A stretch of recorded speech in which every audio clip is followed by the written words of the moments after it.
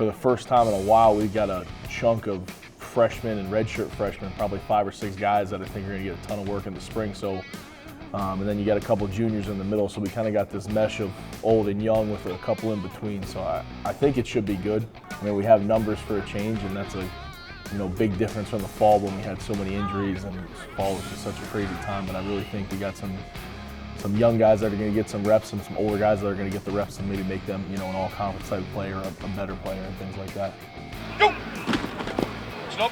Yeah, I mean, you got Andrew Lauderdale, an in-state kid who started, probably 8 or 9 games last year, and he'll be battling one spot. You got Will McInerney, another New Hampshire kid, battling out for another one. Great, that's better, big arm, even lower.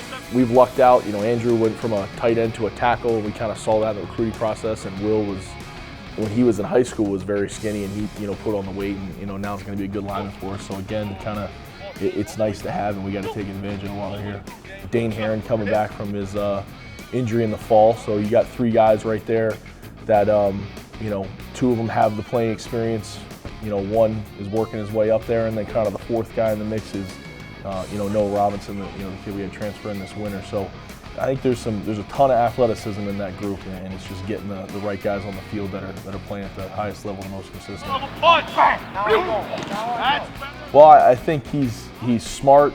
He could probably be a little more vocal, but he always seems to make the right call.